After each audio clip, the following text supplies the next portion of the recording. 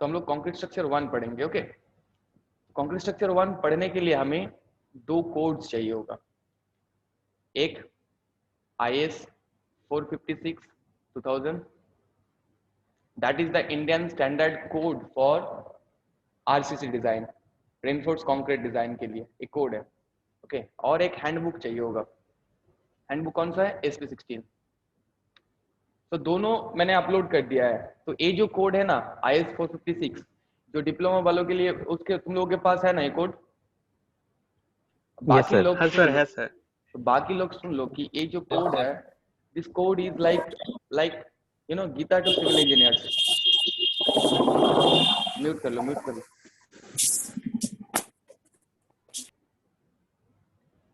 ये कोड बहुत ही जरूरी है। तो नेक्स्ट क्लास से एक कोड प्रिंट आउट कर लो या फिर जेरोक्स करो, कुछ भी। एक कोड हर एक के पास एक कोड रहना चाहिए। जब मैं यहाँ पे पढ़ाऊंगा हर एक के पास एक कोड रहना चाहिए। मतलब this code is very much important to civil engineers, very much important. It's like Gita to us, okay, या कुरान टू यू। ओके, तो इसको चाहिए हमें एक कोड, और इस कोड को बहुत नजदीक, मतलब बहुत बारीकी से इसको पढ़ना होगा इन डिटेल, और इसे समझना होगा। तो आज तो नहीं हो पाएगा तुम लोगों का, पर नेक्स्ट क्लास से कोशिश करना कि ये कोड, ये 2 कोड, एक्चुअली हैंडबुक हम लोगों को बाद में लगेगा, बट एक कोड हमेशा लगेगा। तो एक कोड रहना चाहिए। तो दोनों को कैसे करोगे? प्रिंट आउट लोगे या फिर जेरोक्स करोगे? कैसे होगा? इसको एक सोल्यूशन निकालो तुम लोग, ठीक है? तो चलो हम लोग शुरू करते हैं। Design of, actually design of reinforced cement concrete.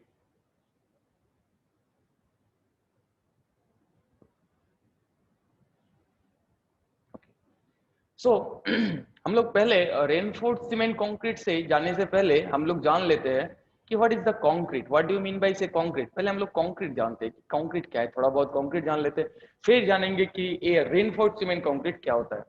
तो what do you mean by say concrete? Concrete क्या है? कंक्रीट क्या है? So mixture of mixture cement, of sir. water and sand. Yes, it's the mixture of Cement, water and cement, sand.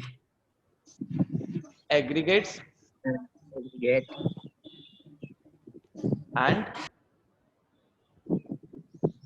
Water. Sand water. Water. Now aggregate को हम लोग 2 category में divide करते हैं। क्या क्या है? एक है तुम्हारा फाइन एग्रीगेट, फाइन एग्रीगेट, एक कोर्स एग्रीगेट।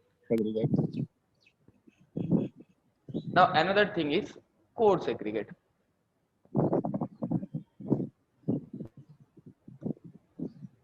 फाइन एग्रीगेट हम लोग किसको बोलेंगे? जिसका particle size less than 4.75 4.75 mm है। 7.5. और कोर्स एग्रीगेट जिसका particle size greater than 4.75 mm। 4.75.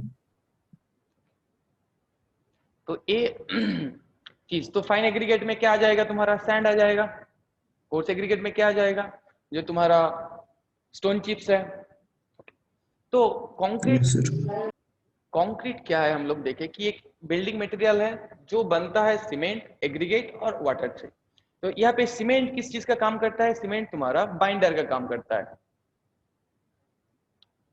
तो एंड वाटर, वाटर का भी एक क्वालिटी जान लो कि हम लोग जब जो वाटर कंक्रीट बनाने के लिए यूज करते हैं, टू मेक कंक्रीट, जो वाटर हम लोग यूज करते हैं उसका जो pH होता है वो ग्रेटर देन 6 होना चाहिए। जनरली 6 to 8 pH को हम लोग, जो वाटर होता है 6 to 8 वाला pH वाला वाटर जो होता है, दैट हम लोग मानते हैं कि that is good for concrete. क्यों? क्योंकि ज्यादा अगर pH का वैल्यू 6 से कम हो जाएगा तो वाटर मेरा एसिटिक हो जाएगा ना। वो एसिटिक वाटर सीमेंट का जो कंपोनेंट्स है उस कंपोनेंट के साथ रिएक्ट करके डिफरेंट बाई प्रोडक्ट बनाएगा, जो बाई प्रोडक्ट हमें चाहिए नहीं। ओके, नाउ सीमेंट के बारे में तुम लोग बहुत कुछ पढ़ोगे कि सीमेंट क्या है, कैसे इसका बाइंडिंग प्रॉपर्टी बनता है, और बिल्डिंग मटेरियल में आई थिंक तुम लोग पढ़े हो कुछ कुछ, राइट? तो कंक्रीट, हम लोग अभी सीमेंट के बारे में उतना डिटेल में नहीं जाते कि सीमेंट में क्या होता है क्या नहीं होता है, वो बिल्डिंग मटेरियल के अंदर आता है। हाँ, हालांकि मैं बाद में बता दूंगा कि सीमेंट के अंदर क्या होता है जनरली सीमेंट में। अच्छा बताओ, तो सीमेंट में कौन सा कंपोनेंट, मतलब ब्रॉडली अगर देखा जाए तो सीमेंट के अंदर कुछ कंपोनेंट्स होता है, जिस कंपोनेंट्स के कारण ए एक बाइंडिंग प्रॉपर्टीज जनरेट करता है। वो क्या है? Lime. Sir, limestone. लाइम है, Lime. Lime. Lime. Gypsum. Okay, cement के अंदर ना एक्चुअली जो हम लोगों का रॉ मटेरियल, तुम लोग बोल रहे हो रॉ मटेरियल, ओके, सीमेंट का जो रॉ मटेरियल्स होता है, रॉ मटेरियल्स ऑफ सीमेंट क्या होता है? मेनली कैल्शियम ऑक्साइड होता है, उसके बाद सबसे ज्यादा क्वांटिटी में होता है सिलिकॉन ऑक्साइड, बालू, उसके बाद तुम्हारा कुछ आयरन का ऑक्साइड होता है, कुछ मैग्नीशियम का ऑक्साइड होता है, और तुम्हारा कुछ एल्कालीज होता है, राइट। तो मेन कंपोनेंट्स होता है 2 और उसके साथ A3। तो ये जो रॉ मटेरियल है ना, ये बाइंडिंग प्रॉपर्टी नहीं जनरेट कर पाता है। बाइंडिंग प्रॉपर्टी तब जनरेट होता है जब इन रॉ मटेरियल्स को हम लोग क्लिंग में, क्या सीमेंट, जब हम लोग सीमेंट बनाते हैं, कैसे बनाते हैं? इन रॉ मटेरियल को पहले लिया जाता है, एक थोड़ा सा मैं आइडिया दे देता हूँ, इसको मैं मिटा देता हूँ, है ना, सीमेंट के बारे में थोड़ा सा मैं आइडिया दे देता हूँ कि सीमेंट क्या है।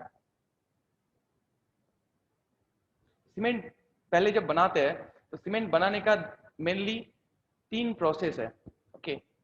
से एक है तुम्हारा वेट प्रोसेस, दूसरा है dry process, now semi dry process. Okay, building material में ये सब तुम लोग नहीं पढ़े हो क्या? This are the part of building materials, पढ़े हैं। Yes, sir. तो क्या होता है, क्या करते हैं हम लोग, जो रॉ मटेरियल लेते हैं, रॉ मटेरियल को पहले, कोई भी प्रोसेस में रॉ मटेरियल को पहले हम लोग, देखो CaO कैसे आता है, बोल्डर के फॉर्म में आता है, बड़ा बड़ा रॉक आता है, तो रॉ मटेरियल को पहले ग्राइंड किया जाता है, ग्राइंड किया जाता है, फिर उस ग्राइंड किया हुआ मटेरियल को हम लोग क्लिंकर में भेजते हैं, क्लीन में भेजते हैं, क्लीन क्या होता है, मतलब एक भट्टी जैसा होता है, जैसे भट्टी होता है ना कि उसका टेम्परेचर रहता है, बहुत ज्यादा टेम्परेचर रहता है, तो उस क्लीन में, एक रोटरी क्लीन में ऐसे करके उसको भेजा जाता है। जब ये raw 1400 to material, 1500 degree yes, centigrade. 1400 to 1500 degree celsius में उसको भेजा जाता है। Centigrade.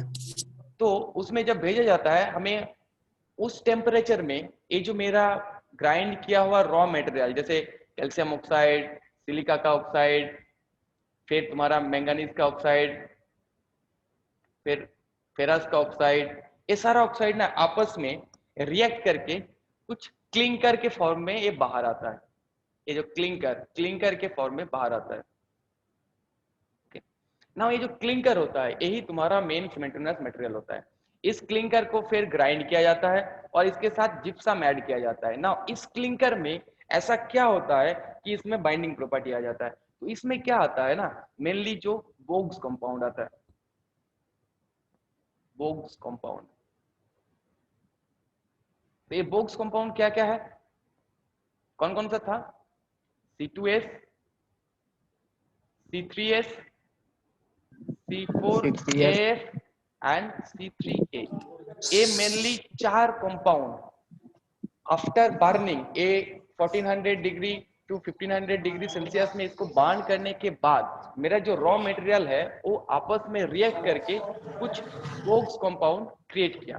ओके, तो जब ये बोग्स कंपाउंड क्रिएट किया, इस बोग्स कंपाउंड के अंदर A4 मेनली कंपाउंड होता है, dicalcium silicate C2S, tricalcium silicate C3S, tricalcium aluminate और टेट्रा कैल्शियम एल्यूमिनोफिरेट। ये 4 कंपोनेंट उस क्या होता है, उस जो क्लिंकर के फॉर्म में आता है उसमें ये मौजूद होता है। और यही 4 कंपोनेंट है जो सीमेंट का हर एक प्रॉपर्टी के जो चाहिए, जैसे कि मान लो कि आरएल स्ट्रेंथ किसी को चाहिए, किसी को लेटरल स्ट्रेंथ चाहिए, किसी को तुम्हारा रैपिड हार्डनिंग चाहिए, तो ये सारा जो प्रॉपर्टीज है ये इन चारों कंपोनेंट का जो रेशियो होता है उसी के अनुपात आता है। नाउ ये जो C3S और C2S है ना, तो थोड़ा इरेज करते हैं, ध्यान से देख लो। तो ये C3S ट्राइकैल्शियम सिलिकेट और C2S डाइकैल्शियम सिलिकेट, ये दोनों तुम्हारा, जब तुम सीमेंट है, सीमेंट के अंदर जब पानी मिलाओगे वाटर, तब ये वाटर के साथ रिएक्ट करके एक क्या प्रोड्यूस करता है, calcium silicate hydrate gel produce करता है। क्या करता है? कैल्शियम सिलिकेट हाइड्रेट जेल, और उसके साथ प्रोड्यूस होता है तुम्हारा CaOH hold wise. That means ये क्या है? चून, कली चून जिसको बोलते हैं, पान में जो लगा के खाते हो वही बोल सकते हो, कैल्शियम हाइड्रोक्साइड। Calcium hydroxide. तो ये जो कैल्शियम सिलिकेट हाइड्रेट जेल है, यही तुम्हारा सीमेंट के अंदर जो बाइंडर होता है ना, वो यही होता है, calcium silicate hydrate gel. Calcium silicate hydrate gel, और कैल्शियम सिलिकेट हाइड्रेट जेल कौन बनाता है? C3S और C2S। ओके, तो समझ में आया कि सीमेंट के अंदर क्या है। अच्छा, बाकी कंपोनेंट का क्या काम है मैं बता देता हूँ, क्या क्या होता है। ओके, ये समझ में आया कि कैसे वो बाइंडिंग प्रॉपर्टी जनरेट करता है। और रॉ मटेरियल से बाइंडर नहीं होता है, रॉ मटेरियल को तुम अगर ग्राइंड करके मिलाओगे उसमें, वो उतना बाइंडर प्रॉपर्टी उतना जनरेट नहीं होगा, क्योंकि उसमें तुम्हारा C3S और C2S नहीं आएगा, क्योंकि ये तो तुम्हारा कैल्शियम ऑक्साइड के फॉर्म में है और ये सिलिकॉन ऑक्साइड के फॉर्म में है। जब इसको बांड करता तब ये दोनों मिलके एक कॉम्प्लेक्स कंपाउंड बनाता है, C3S C2S। ओके ओके, तो अभी हमारे पास 4 बोक्स कंपाउंड है। क्या क्या है?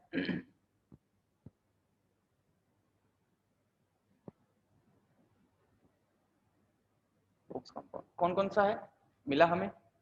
C3S C2S C3A C4A। तब जब हम मान लो कि तुमने एक बैग बोरा सीमेंट को खोला और उसके अंदर पानी डालना चालू किया, वाटर, तो क्या होगा सीमेंट में? देखो क्या क्या हो सकता है। तो जब तुमने पानी मिलाया ना, इंस्टेंटली ये जो मेरा कंपाउंड है C3A, ट्राई कैल्शियम एल्यूमिनेट, ये पानी के साथ रिएक्ट करके तुरंत, मिलाने के तुरंत वो रिएक्ट कर जाएगा। रिएक्ट करने के बाद वो बहुत अमाउंट ऑफ हीट रिलीज करेगा, maximum amount of heat release करेगा, और एक बाई प्रोडक्ट देगा कैल्शियम एल्यूमिनेट हाइड्रेट, जो कि मेरा स्ट्रेंथ में कोई काम में नहीं आता है, बस एक बाई प्रोडक्ट है। तो पहले पानी डालने के साथ साथ मेरा C3A रिएक्ट कर दिया, रिएक्ट करने के बाद एक क्या रिलीज करेगा? हीट रिलीज करेगा बहुत ज्यादा। ओके, तो हीट अगर रिलीज कर गया इनिशियल स्टेज में, अगर मेरा टेम्परेचर बढ़ गया, देखो जब ये रिएक्शन चालू करता है तब तक ये C3A C2A C4A एक ए लोग रिएक्शन चालू नहीं करता है, पहले ये रिएक्शन चालू कर देता है।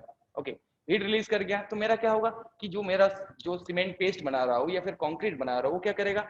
एक सेट करने की कोशिश करेगा। हीट बढ़ गया तो इवापोरेशन हो सकता है, तो बाकी कंपाउंड तो रिएक्ट नहीं करेगा, तब तक ये सेट होने की कोशिश करेगा। तो अर्ली सेट या फिर क्विक सेट के लिए, क्विक सेट या फिर अर्ली सेट के लिए ए कंपाउंड रेस्पॉन्सिबल है, C3A। अच्छा, अभी जब हम लोग सीमेंट बनाते हैं उस प्रोसेस को सोचो कि जब क्लिंकर को ग्राइंड करते हैं, मेरा क्लिंकर मिल गया हमें, है ना, और जो रोटरी क्लीन से हमें क्लिंकर मिल चुका है। इस क्लिंकर को जब ग्राइंड करते हैं ना, तब इसके साथ 2 ऑलमोस्ट 3.5 और कभी कभी 2 to 2.5% हम लोग क्या मिलाते हैं, बोलो तो क्या मिलाते हैं? जिप्सम जिप्सम मिलाते हैं। जिप्सम का CaSO4, जिप्सम का जो ये नाम है। तो ये जिप्सम क्या काम करता है? ये जिप्सम क्या करता है, ये जो C3A का इफेक्ट है ना, C3A का इफेक्ट क्या है? C3A का इफेक्ट, C3A का इफेक्ट क्या है? क्या बोला अभी मैंने? C3A का क्या इफेक्ट है? ये पानी मिलाने के साथ साथ तुरंत वाटर के साथ रिएक्ट करके बहुत सारा हीट रिड्यूस करेगा, सेट करता है सर, और जिप्सम सेटिंग टाइम को बढ़ाता है सर। ये जो जिप्सम लगाया ये इसका इफेक्ट को, C3A का इफेक्ट को मिनिमाइज कर देगा। तो वो जो क्विक सेटिंग वाला इफेक्ट है उसको वो मतलब कुछ देर के लिए प्रोलोंग कर देगा, मतलब उसको क्विकली होने नहीं देगा। तब क्या हो रहा है, तब अगर मैं इसको रोक दिया, इसका इफेक्ट को रोक दिया, क्विक सेटिंग को रोक दिया, तब जाके मेरा C3S और C2S रिएक्ट कर पाएगा, CHH जेल प्रोड्यूस कर पाएगा और स्ट्रेंथ मिलेगा। ठीक है, तो पहला। उसके बाद ये तो रिएक्शन हो गया, उसके बाद जो रिएक्ट होता है वो C3S रिएक्ट करता है पानी के साथ, और वो प्रोड्यूस करता है तुम्हारा CSH gel, calcium silicate hydrate gel और कैल्शियम हाइड्रोक्साइड। ओके, तो अगर कोई पूछे कि अर्ली स्ट्रेंथ के लिए कौन रेस्पॉन्सिबल है, अर्ली स्ट्रेंथ के लिए कौन रेस्पॉन्सिबल है, कौन सा कंपाउंड रेस्पॉन्सिबल है, बोलो? C3A C3, ओके, कौन सा? C3A ए नहीं, ए C3A S, C3A मेरा कुछ नहीं कंट्रीब्यूट करता है टुवर्ड्स योर स्ट्रेंथ और सेटिंग। ए बस रिएक्ट करके हीट रिलीज कर देता है और उसको सेट करने की C3S sir, yes C3S C3S tricalcium tricalcium silicate silicate, ये सिलिकेट। तुम्हारा आरएलई स्ट्रेंथ के लिए रिस्पॉन्सिबल है। उसके बाद एक कंपाउंड C2S, ये भी तुम्हारा पानी के साथ रिएक्ट करता है, CSH जेल प्रोड्यूस करता है और कैल्शियम हाइड्रोक्साइड प्रोड्यूस करता है।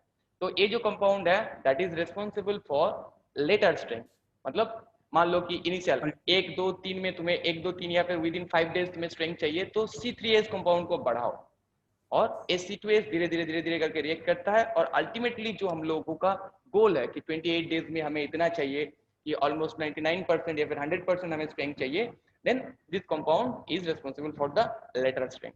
और ये जो C4AF है ये भी कोई इसमें कंट्रीब्यूट नहीं करता है, ये भी एक एल्यूमिनोफिरेट का एक कंपाउंड बाई प्रोडक्ट जनरेट करता है और वो बस पड़ा ही रहता है और ये उतना हीट भी रिलीज नहीं करता है। तो मेन ये 3 कंपोनेंट है, 3 कंपोनेंट के बारे में जाना, बट हमें अभी डिजाइन पर्पस के लिए जानना है कि ये जो CSH जेल प्रोड्यूस हो रहा है कैल्शियम सिलिकेट हाइड्रेट जेल, वो C3S और C2S के कारण हो रहा है। और एक क्वेश्चन आता है बहुत जगह पे, तुम्हारा SSC JEE वगैरह में पूछता है कि विच component is responsible for quick setting, which component C3A C3S C3A quick setting, फिर क्विक सेटिंग के लिए कौन रिस्पॉन्सिबल है C3A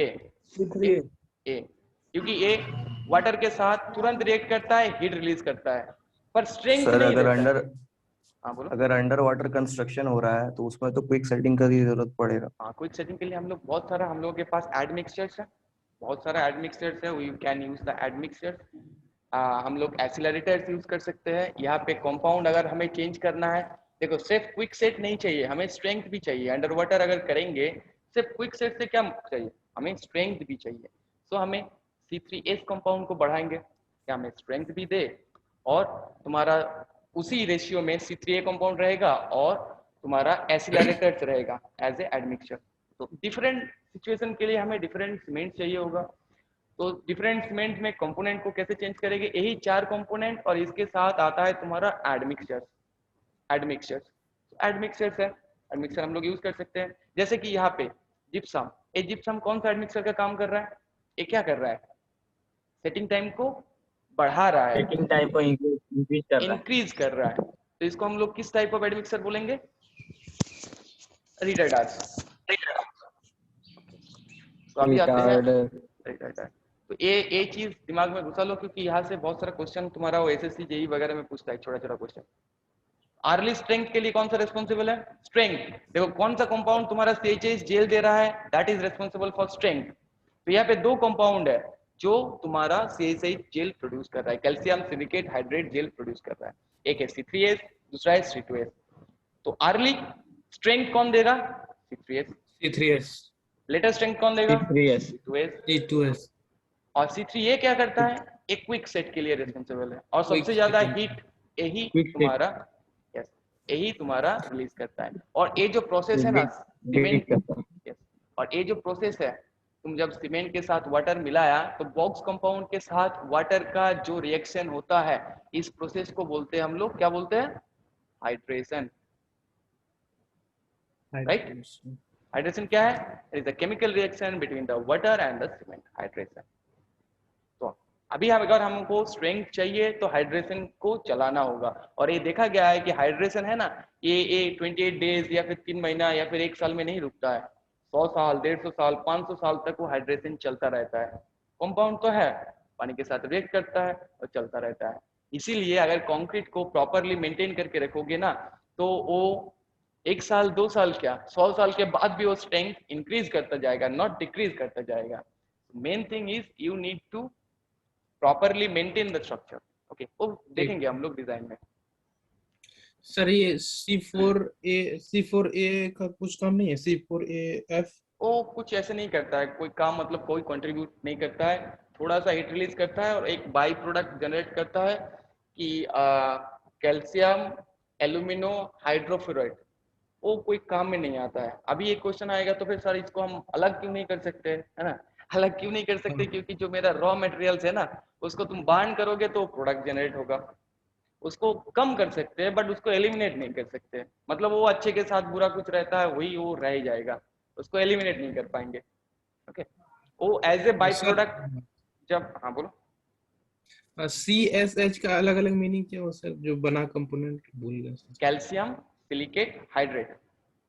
yes thank you sir. याद रखो, कैल्शियम सिलिकेट हाइड्रेट। सर जैसे बड़ी बड़ी कंस्ट्रक्शन कंपनी से होता है तो सीमेंट का तो रीयूज नहीं हो, मतलब उसका रखा हुआ रहता है तो डम बन जाता है सीमेंट का, तो उसका क्या दोबारा फिर यूज होता है सर उस सीमेंट का? नहीं, अगर सीमेंट में हाइड्रेशन चालू हो गया, ये जो हाइड्रेशन प्रोसेस है कि उसमें अगर मॉइस्चर घुस गया मतलब वो हाइड्रेशन चालू हो गया। अगर हाइड्रेशन चालू हो गया तो डोंट यूज द सीमेंट, वो खराब हो गया, उसको मान ही लेना होगा वो खराब हो गया। हाइड्रेशन चालू हो गया मतलब वहीं पे उसका वो कंपाउंड बनना चालू हो गया है, तो छोटा छोटा छोटा छोटा कुछ टाइम बाद छोटा छोटा छोटा छोटा कुछ दिन बाद छोटा छोटा लंप हो जाएगा। तो इसीलिए सीमेंट को स्टोर करने का भी प्रॉपर तरीका होता है, और बड़े बड़े कंपनी में सीमेंट स्टोर करने का बहुत अच्छा तरीका होता है। There is a good facility to store the cement, या फिर जो डायरेक्टली गोडाउन पे रखा जाता है। और जो बैचिंग प्लांट होता है ना, बैचिंग प्लांट देखो तुम लोगों ने, बैचिंग प्लांट जहाँ पे कंक्रीट मिक्स बनता है, तो वहाँ पे बड़ा बड़ा सीमेंट का साइलो होता है, वो कांस्टेंट टेम्परेचर में कांस्टेंट एनवायरनमेंट में उसके अंदर रखा जाता है। बड़े बड़े कंपनी में ये बहुत बड़ा बड़ा गोडाउन होता है। तो आई वाज सर वर्किंग वो अंडर, तो यूज के लिए रखा जाता है, वो स्टोर के लिए आता है क्या? नहीं इस ए यूज के लिए रखा जाता है कि इसमें डायरेक्टली वो मेरा गोडाउन से आया और गोडाउन से इसमें डाल दिया। मतलब यहाँ पे भी हम लोग बहुत सारा like 200 metric ton 250 metric ton भाया उसका जो कैपेसिटी होगा उससे, और जो गोडाउन होता है वो प्रॉपरली फैसिलिटी प्रोवाइड किया जाता है बड़ा बड़ा साइड में। मतलब उसका ग्राउंड से उतना हाइट में, साइड से उतना ही साइड में, उसके अंदर का कंट्रोल्ड मॉइस्चर रहता है, कंट्रोल टेम्परेचर रहता है ताकि वो खराब ना हो। क्योंकि बड़ा बड़ा साइट के लिए ना ये बैग में सीमेंट नहीं आता है, बल्क में सीमेंट आता है। ओके, और कभी कभी अगर बैग में भी आए तो उसे भी स्टोर करने के लिए प्रॉपर फैसिलिटी रखा जाता है, क्योंकि वो सीमेंट में एक बार हाइड्रेशन चालू हो गया तो खराब हो जाएगा, और मॉइस्चर भी घुस गया ना तो हाइड्रेशन चालू हो जाएगा। तो जैसे I was working under NTPC super thermal power plant Gadarwara, तो वहाँ पे हम लोगों का 5-6 बचिंग प्लांट था, और सीमेंट मतलब रोज लगभग 1000 टन 10,000 टन ऐसा करके सीमेंट आता है, और ऐसे ही वो मतलब काम में भी लगता है। तो उसको स्टोर करना और उसे यूज करना ये बहुत ही बड़ा एक काम है, कहीं भी डंप कर देने से नहीं चलेगा, उसके लिए प्रॉपर फैसिलिटी डेवलप करना होगा अगर आप you are dealing with the bulk quantity of cement. अभी हम लोग सीमेंट पे उतना फोकस नहीं करते, अभी हम लोग डिजाइन पे आ जाते हैं ना, डिजाइन करना है हम लोग। तो हम लोग क्या सीख रहे थे, कंक्रीट के बारे में जाना। तो कंक्रीट, तो कंक्रीट अगर मेरा मिक्सचर है तुम्हारा सीमेंट एग्रीगेट और सैंड का, तो कंक्रीट कौन सा मटेरियल हो गया, बेसिकली ब्रिटिल मटेरियल, राइट। और ब्रिटिल मटेरियल का हम लोगों ने क्या प्रॉपर्टी पढ़ा था कि they are very strong in compression but they are weak in tension, right. Okay, तो इस चीज को देखते हैं, समझा देते हैं इस चीज को। सोचो कि वी हैव ए चॉक सब लोगों ने देखा होगा जो ब्लैक बोर्ड में लिखते हैं, है ना, चॉक है। तो चॉक कौन सा मटेरियल है, वो भी एक ब्रिटल मटेरियल है कि उसमें डक्टिलिटी के प्रॉपर्टी जो टेंसाइल प्रॉपर्टी बहुत कम होता है ना। एक चॉक है, चॉक को मैंने 2 डायरेक्शन में रखा, ध्यान से देखो। पहले मैंने चॉक को, मान लो कि मैंने 2 उंगली के बीच में चॉक रखा और ऐसे करके लोड दिया दोनों एंड पे। ओके, दूसरा केस में क्या किया, मैंने चॉक को ऐसे रखा और यहाँ पे लोड दिया। अभी टेल मी कौन सा कंडीशन, एक कंडीशन 1 है एक कंडीशन 2 है, कौन सा कंडीशन में तुम आसानी से चॉक को तोड़ सकते हो? Condition number sir. कंडीशन 2 तो क्या हो रहा है अभी, फेनोमेना को समझो क्या हो रहा है। ये भी ब्रिटल मटेरियल है कंक्रीट जैसा, फेनोमेना समझो। यहाँ पे जब हम लोग यहाँ से लोड अप्लाई कर रहे थे, दोनों डायरेक्शन से लोड दे रहे थे, तो क्या हो रहा है, ये हाथ जैसा है इसलिए मैंने ऐसा ड्रॉ किया। ये मूवमेंट का साइन है, लोड का साइन नहीं है, लोड का साइन ऐसा है, तो उंगली दिखाने के लिए ऐसा ड्रॉ किया था। ओके, तो ऐसे करके लोड दे रहे हैं, मतलब इसमें क्या दे रहे हैं, कंप्रेशन दे रहे हैं, तो क्या हो रहा है, it can take the compression. But इस केस में क्या हो रहा है, इस केस में जब मैं यहाँ पे लोड दिया तब ये जो मेरा चौक है ये क्या चाहेगा, पहले डिफ्लेक्ट करने की कोशिश करेगा। तो अगर मेरा ये डिफ्लेक्ट करने की कोशिश किया तो क्या होगा, देखो अगर सोचो कि ये डिफ्लेक्ट कर रहा है, ओके ऐसा बेंड कर रहा है, तो अगर बेंड करने की कोशिश करेगा तो मेरा टॉप लेयर में देखो ये जो मॉलिक्यूल्स है एक दूसरे के नजदीक आ रहा है, ये सुनो, तो ऊपर की लेयर में क्या हो रहा है, इंटरमोलिकुलर जो अट्रैक्शन है, कंप्रेशन जनरेट हो रहा है। और नीचे क्या हो रहा है, ये जो मॉलिक्यूल एक दूसरे से दूर जा रहा है, टेंशन हो टेंशन हो रहा है। तो अभी ये तो ब्रिटल मटेरियल है, इसमें तो टेंसाइल कैरिंग कैपेसिटी बहुत कम होता है, तो क्या होगा कि ये मेरा चौक नीचे से ऐसे करके टूटना चालू हो जाएगा, खट करके टूट जाएगा।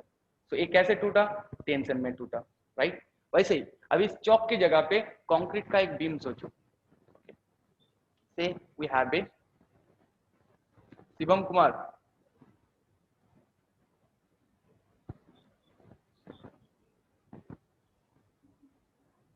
से we have a concrete beam, plain concrete beam, okay plane.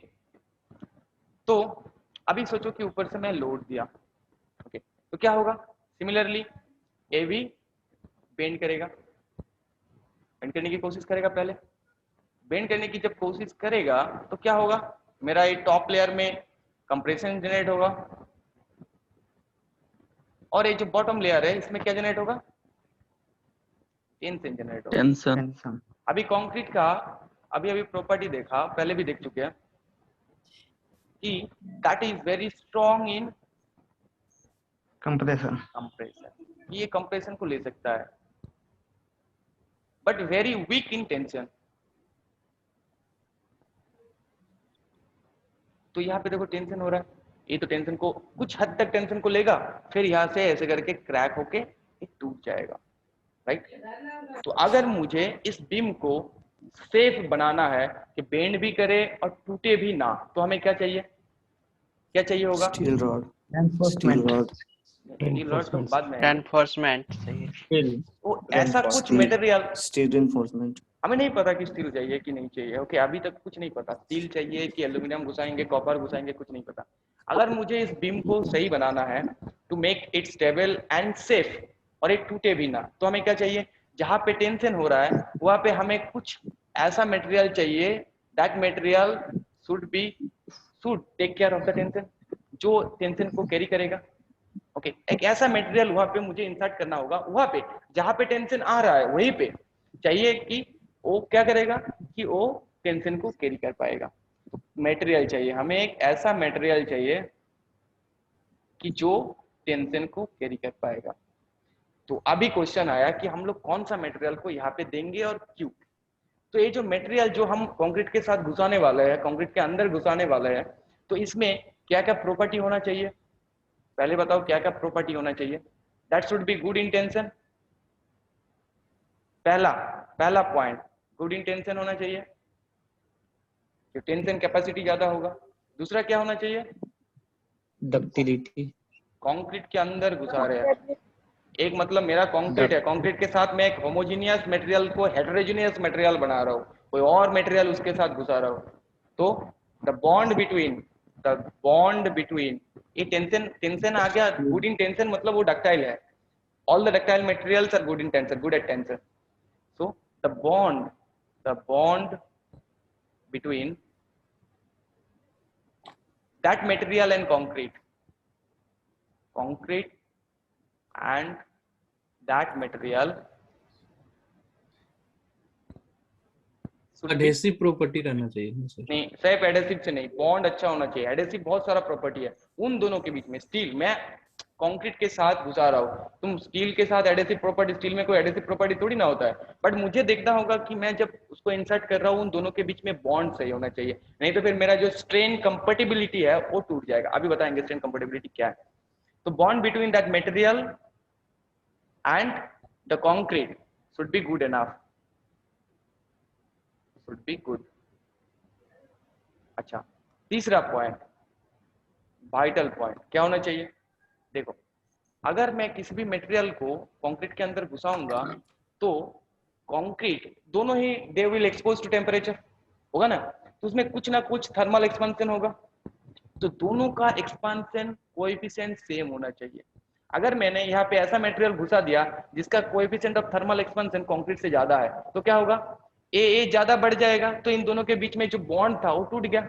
अभी अगर बॉन्ड ही टूट गया तो टेंशन कौन लेगा, कंक्रीट को ही टेंशन लेना होगा। तो कंक्रीट क्या होगा, अल्टीमेटली टूट के नीचे से ऐसे करके टूट के गिरना चालू कर देगा।